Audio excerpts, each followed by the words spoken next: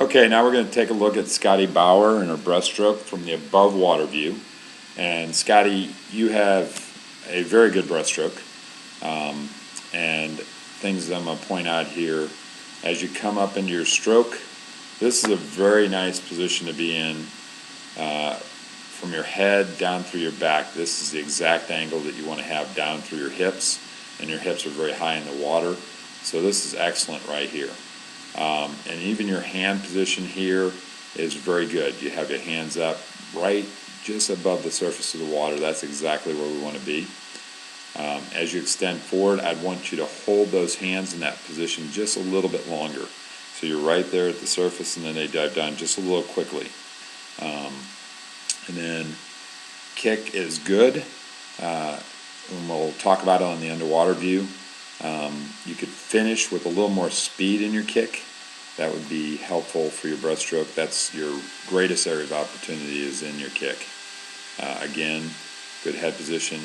Diving the head down just a little bit early. So as you get to this high point, you had that great body position, but then you're looking straight down already just a little bit early. I'd like to see you look down the pool just a split second longer, okay?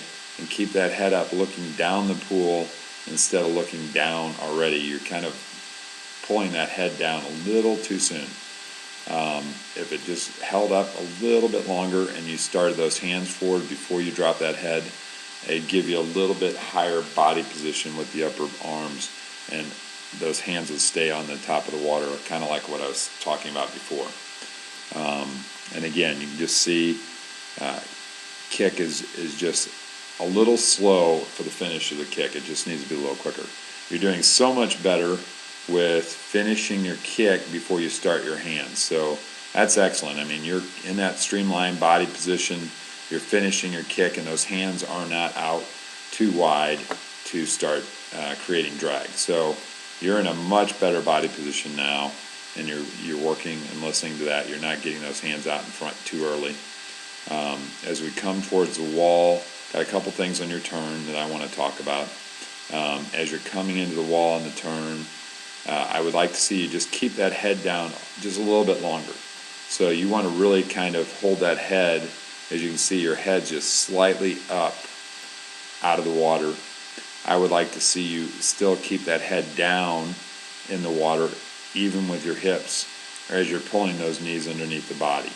So that's going to give you a little faster rotation. And as you can see here, as you're looking, we want to be looking at the ceiling at this point, and you can just see you're looking more back here at the back wall, okay? And we want to be looking straight up by the time we lift that head. So you're going to look more to the ceiling and not so much to the back wall. If you're looking to the back wall, you can just see it holds your hips kind of low, and we want to get the hips to the wall and then raise the head. That's going to create a faster revolution on our turn. And then I think it also creates a straight arm recovery in terms of your turn. So your hand is here, your arm is really straight. I would rather see it come up to the elbow and then bend and come back behind the head. So at this point, you should be looking at the ceiling. You should have the hand right behind the head, not straight up in the air. That's going to make the streamline a little later and a little slower, and you're going to create a little bit of drag. So you can see as you're coming over, you're already in that position to push off, and your hands aren't together yet. A little quicker with that high elbow would make it a little bit more streamlined as you go to push off. As you push off the wall, again, I would like to see you get your stomach just a little quicker. You can just see how you're still on your side. You're still looking to the side.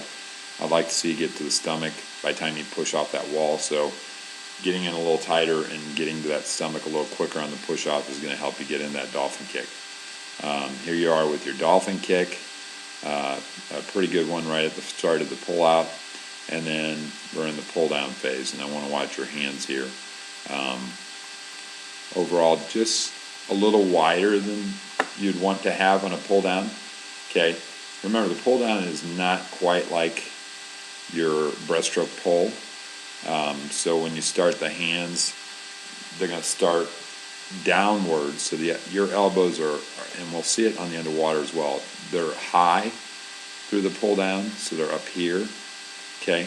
Would like to see them a little bit more underneath the body, so they'd be straighter out in front, okay, with both the arms, and then bent so that you're pulling more directly backwards instead of around. That's going to give you a little more power in the pull down phase.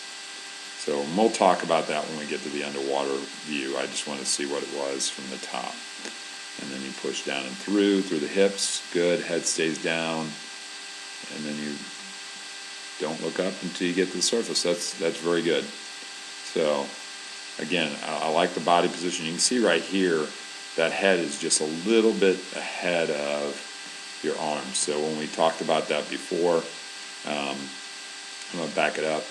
You're just here, you're in a great position, and you need to hold that just a little bit longer until those hands get out of the water, and you're dropping the head just a little too soon.